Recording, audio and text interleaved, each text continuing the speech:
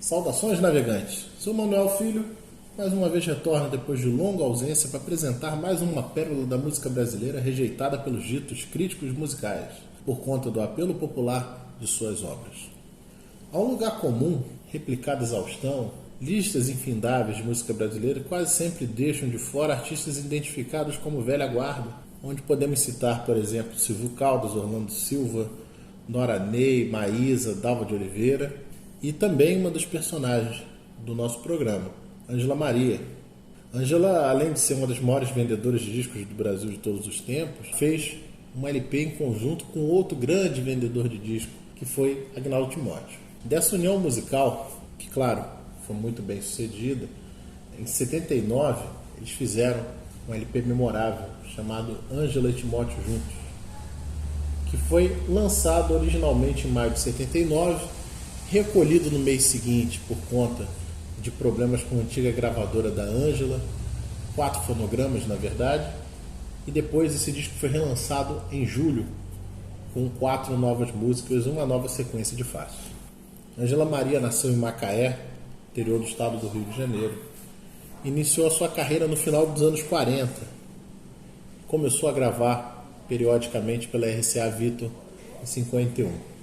Uma das inspirações da Ângela Maria nesse primeiro momento foi Dalva de Oliveira, e nos programas de calouro que ela participava, ela fazia uso do repertório da Dalva.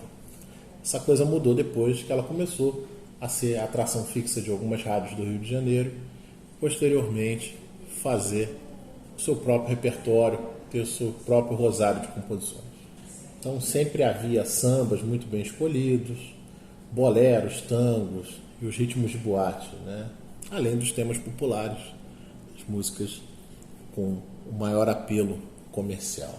Já em 54, com pouco mais de 3 anos, né, de carreira fonográfica, a Ângela Maria, eleita rainha do rádio, continua sua carreira de sucesso com vendagens expressivas e composições lembradas até hoje. Vários artistas já admitiram publicamente, né, a influência da Ângela Maria, de quanto ouviram a rainha Ângela Maria nos rádios, na infância, na adolescência.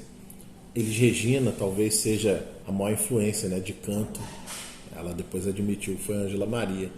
E o Ney Matogrosso gravou um disco, né, com o repertório todo dessa fase de sucesso da Ângela Maria. No final dos anos 50, a música brasileira ela passa por várias mudanças. Talvez a mais marcante delas seja o advento da bossa nova e de outras manifestações culturais vindas do exterior. A música com um minimalismo nos arranjos, essa influência toda. E a arte da Ângela Maria, ela já desde essa época, começa a ser visto como algo menor, algo datado, popularesco, porque tem arranjos de cordas, tem uma concepção de samba-canção, uma coisa mais antiquada. E ao longo da carreira da Ângela Maria, a partir disso, né, do início dos anos 60, a gente encontra músicas muito datadas e um repertório extremamente irregular. Mas mesmo assim, ainda temos 3 grandes sucessos, talvez Gente Humilde, Tango pra Teresa e o Vá Mais Volte. E nessas excursões da Ângela Maria para fora dos rincões, né? Nós, quando pensamos em música, a gente sempre pensa numa coisa mais centralizada nas capitais, mas existiam pequenos núcleos, cidades de médio porte que faziam esses shows.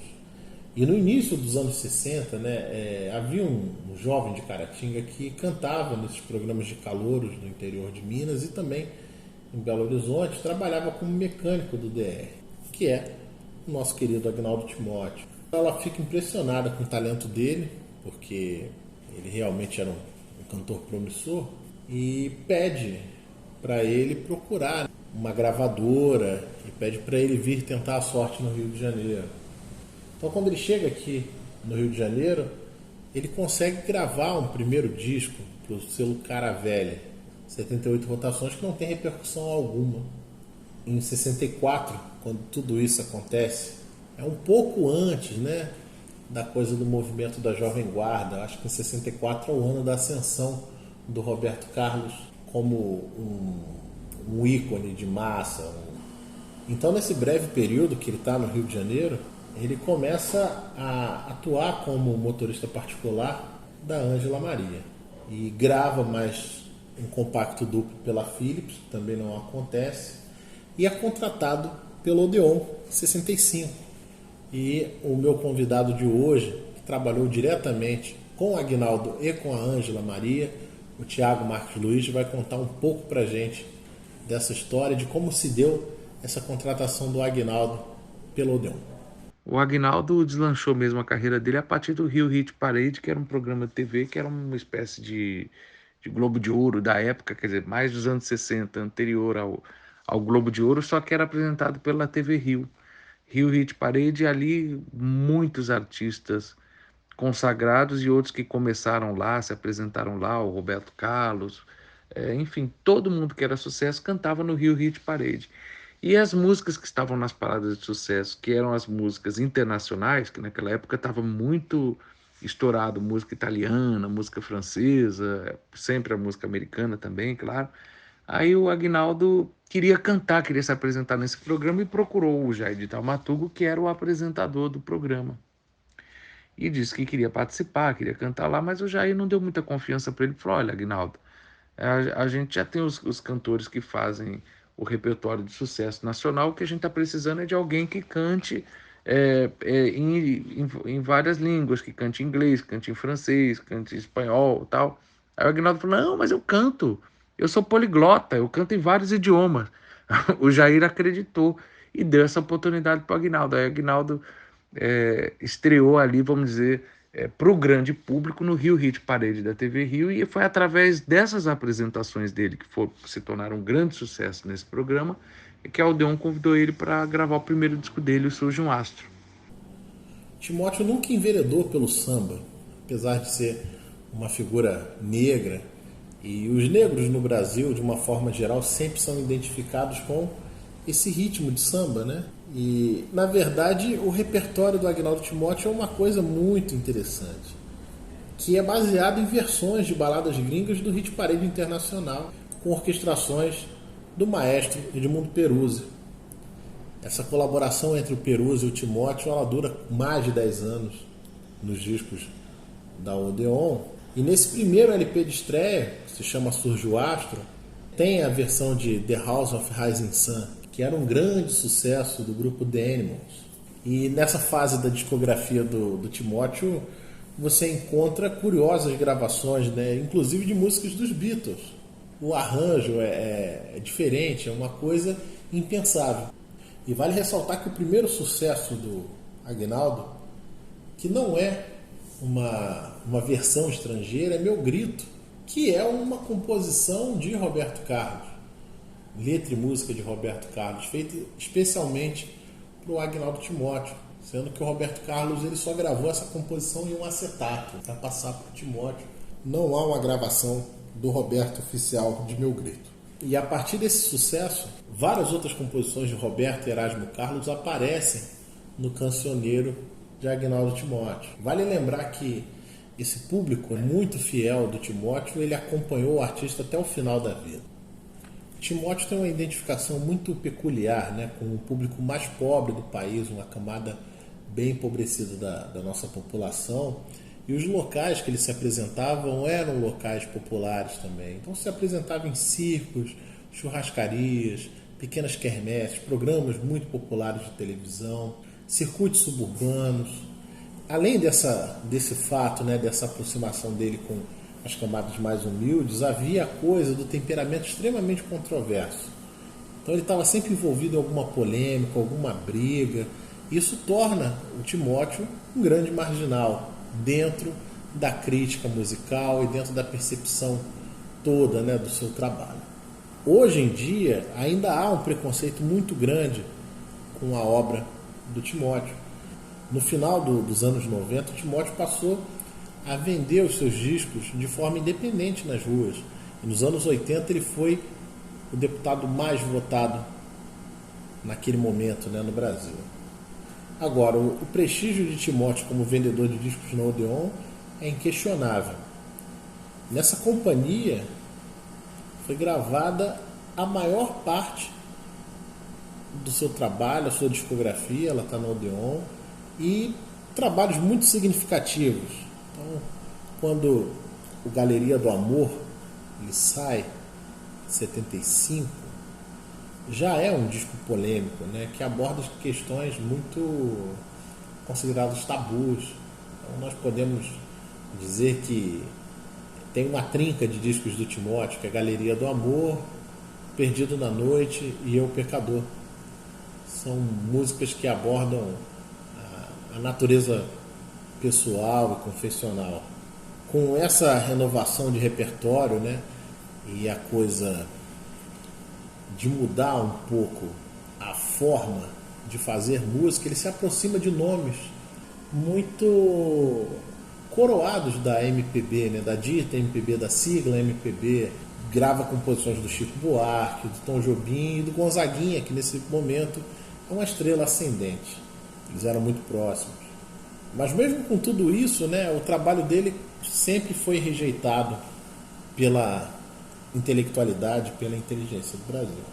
Ângela Maria ela foi contratada da Copacabana durante muitos anos.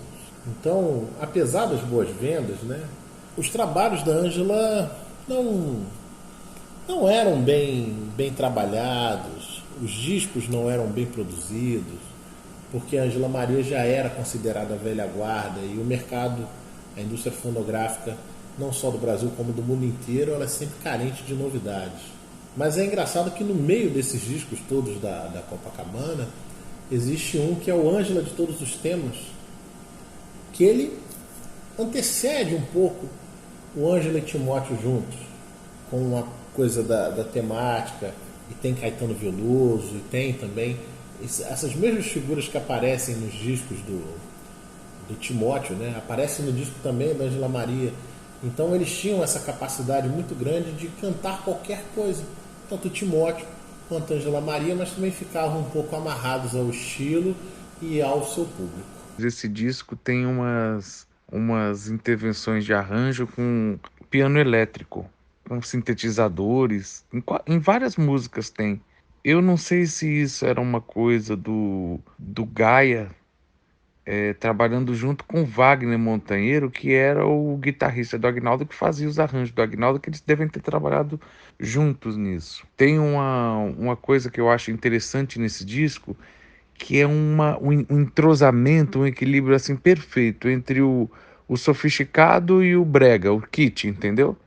Que os arranjos, ao mesmo tempo que são bem populares, com as levadas de ritmo e tudo mais, tem um vestimento, tem uma coisa assim, uma cama mais sofisticada, as cordas são lindas.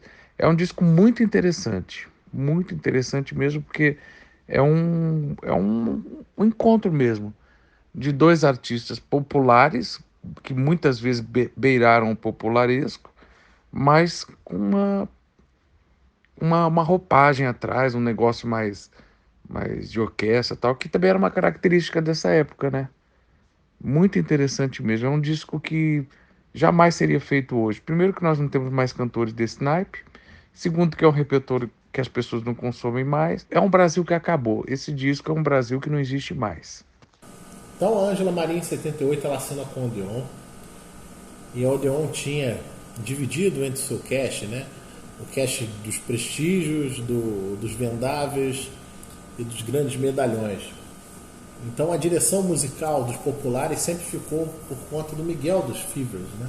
E nesse primeiro disco, pela Odeon, ela tem uma gravação com o Timóteo, que se tornou um sucesso e é o carro-chefe do disco de 78, que se chama Mamãe, um velho sucesso do Erivelto Martins com Davi Nasser.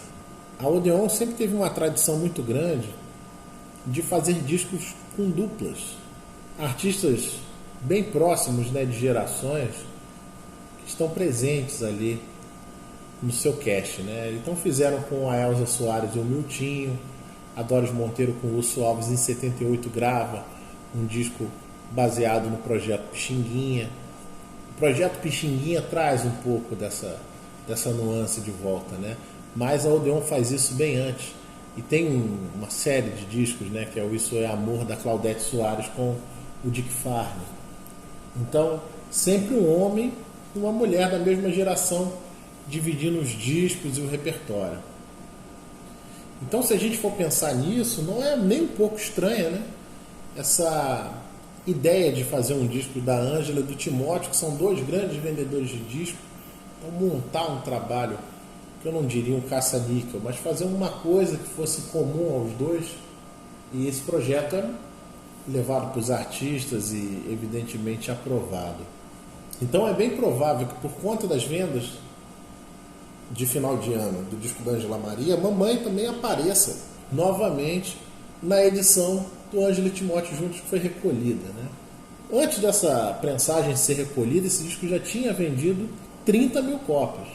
Vocês por aí têm uma ideia da vendagem, né, que esses artistas tinham ali. Então, para muita gente era considerado uma coisa ultrapassada, mas assim como Nelson Gonçalves, assim como o próprio Orlando Silva, esses artistas nunca deixaram de vender discos.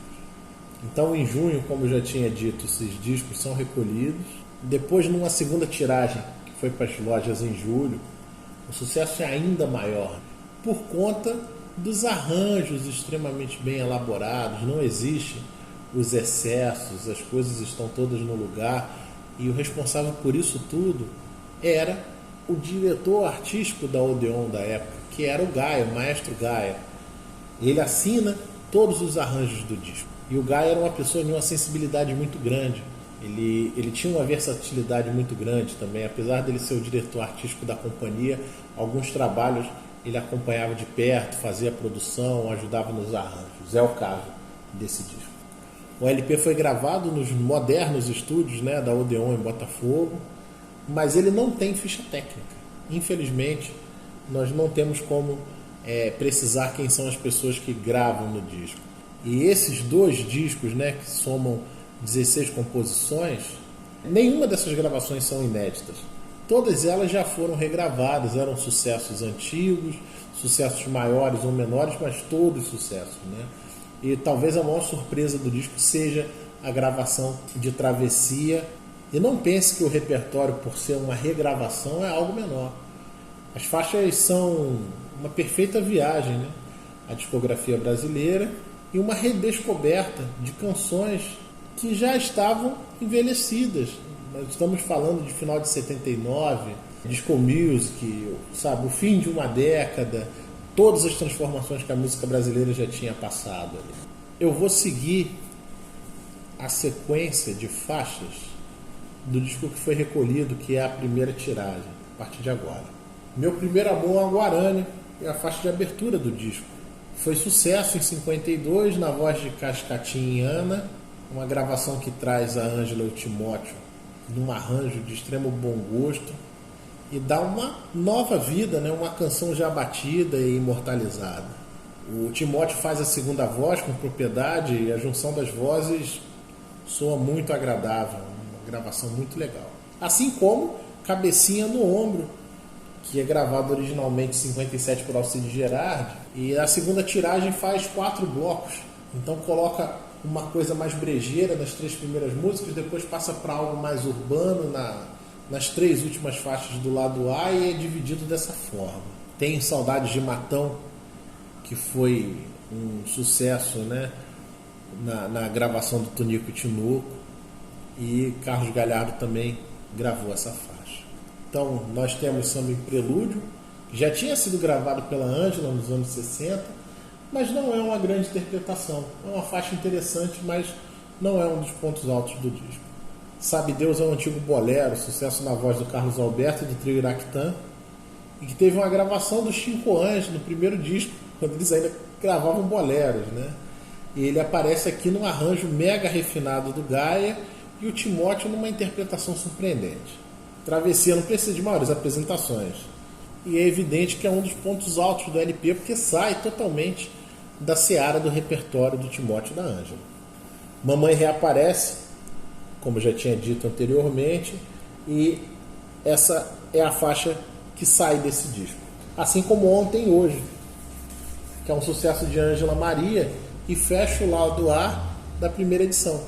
Então, Saudades do Matão e Cabecinha no Ombro entram no lugar de Mamãe e Ontem Hoje. A faixa que abre o lado B é um pupurri com a versão do Chaplin, né, de Smile, que é o Sorri, Perfil e Lembranças. São todas músicas internacionais com versões que é muito bem costurado, bem interessante essa gravação. Agora tem um tango, né, que é a segunda faixa, que foi gravado originalmente por Eladir Porto, e ela também é excluída por conta da imposição dos irmãos Vitali, né, da gravadora Copacabana, nessa tiragem. Agora, uma das faixas que eu mais gosto desse disco, sem dúvida, é Meu Nome é Ninguém. Um bolero incrível, sucesso maravilhoso do Miltinho, que saiu em compacto em 78, foi uma coisa de louco na época, né, essa gravação. E a versão definitiva está nesse disco da Ângela com Timóteo. É muito legal a gravação dessa composição do Haroldo Barbosa e do Luiz Reis. Só Nós Dois é outra composição gravada pela Ângela Maria nos anos 60. Já era um repertório bem familiar e bem conhecido. Eu acho que talvez a sensibilidade do Odeon, do produtor do disco, tenha sido exatamente essa, de pegar essas composições e trazer uma nova repaginada e retrabalhar essas composições com o potencial que elas realmente tinham, e o Gaia fez isso de uma maneira muito brilhante. Canção da Criança, um dos últimos sucessos do Francisco Alves, né, que foi morto tragicamente num acidente automobilístico, e volta nesse disco, né, uma gravação interessante, bem legal. E Brigas, né, que é a composição, conversando com o Thiago Marques, é a composição que ele mais gosta desse disco, e é uma faixa que já tinha sido imortalizada pelo Altemar Dutra, talvez seja um dos maiores sucessos da dupla Jaime Amorim e Evaldo Gouveia.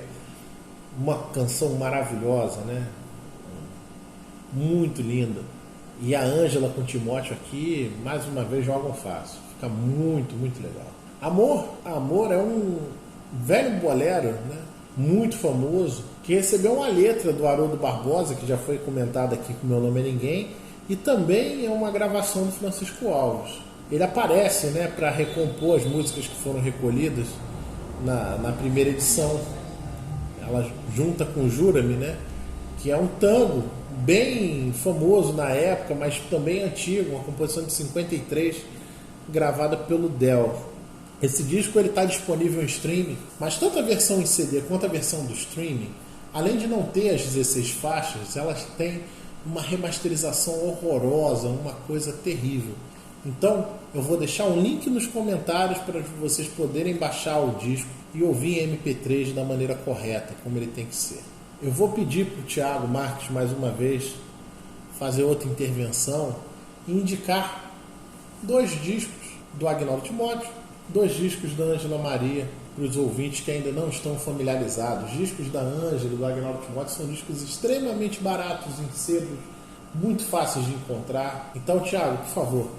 Manuel, Ângela Maria e Agnaldo Timóteo são 2 artistas que oscilavam muito em discos e em gravações, assim, entre coisas legais e coisas não muito boas, porque eles também atendiam à demanda de um público e de um mercado mais popular, que consumia, que comprava o disco deles, né? Então eles tinham que gravar para esse público, e que nem sempre eram coisas assim de grande qualidade. Pérolas, coisas muito legais e coisas que não eram tão legais, né? Se a gente for escolher 2 discos de Ângela Maria e 2 discos de Agnaldo Timóteo, eu escolheria da Ângela Maria o disco Ângela de Todos os Temas, que é um disco clássico que tem muito do popular e do mais sofisticado. Imagina um disco que ela canta Edu Lobo, canta Chico Buarque, canta Caetano Veloso e ao mesmo tempo canta versão de música latina bem derramada, que é o caso da La Nave del Olvido, que é a Nave dos Arrependidos, é uma música que fez um super sucesso no comecinho ali dos anos 70. Eu acho que é um disco assim que mostra bem quem era a Ângela Maria, né? Quer dizer, aquela cantora que oscilava e que transitava entre o cult, né, o brega, vamos dizer assim, a coisa mais sofisticada, né? Então, eu acho que esse é um disco que representa bem isso. Um outro disco dela muito bom já é um disco já da fase da Odeon, que eu acho que é o disco Estrela da Canção, que aí já é uma fase dela onde ela era mais bem produzida. O Zé Milton produziu ela muito bem, ela canta música do Paulo César Pinheiro, pela primeira vez grava com o Calbi, que ela gravou Exemplo, do Lupicínio Rodrigues, e que foi, apesar deles sempre terem cantado juntos, eles nunca tinham gravado juntos, né? A primeira vez que a Ângela grava com Calbi é nesse disco Estrela da Canção, que também tem momentos maravilhosos, como a gravação de Rei Sim, do Ataúfo Alves, que era sucesso da Dalva de Oliveira, tem música do Dominguinhos, inédita, é um belíssimo disco da Ângela, né? E do Aguinaldo, para escolher dois títulos do Aguinaldo, eu escolheria o Perdido na Noite, que é um disco dele da trilogia que você citou bem aí, da virada do repertório dele, quando ele começa a gravar mais músicas brasileiras e menos versões. Ele disse que ele regrava Olhos nos Olhos, do Chico Buarque. Tem uma coisa assim de um outro Aguinaldo que começa a aparecer, um Aguinaldo mais preocupado com o repertório e tal. Eu não sei se isso era uma necessidade dele ou era uma coisa de produção. É um disco realmente de virada do Aguinaldo. Que também é uma coisa que fica mais forte ainda num outro disco dele, que eu também recomendo, que é o disco Companheiros, que é um disco de 1980, que aí sim, esse já é um disco dele mais identificado com um repertório mais sofisticado tal. É uma tentativa dele se aproximar mais da MPB, porque ele já tinha gravado Gonzaguinha. É engraçado quando a gente fala MPB, MPB é o rótulo, né, para um tipo de música menos popular e menos popularesco, vamos dizer assim. Então, o Companheiros é um disco que tem arranjo do César Camargo Mariano, uma participação muito bacana do Fagner numa música dele com o Abel Silva, participação nesse disco de músicos assim maravilhosos. Você vai saber falar muito desse álbum, eu sei que você gosta muito dele, então eu indico esses dois discos do Aguinaldo, Perdido na Noite e O Companheiro. Chegamos ao fim de mais um episódio de Na Trilha do Passado. Agradeço a atenção de vocês. Se vocês puderem indicar o programa para os amigos, agradeço demais pela colaboração de todos. Quando mandam comentários, quando indicam algum disco, realmente eu fico muito grato. Eu acho que é o nosso maior incentivo para continuar fazendo o programa. Tiago Marques, muito obrigado pela sua colaboração. Agradeço mais uma vez e espero vocês novamente em breve. Até o próximo episódio.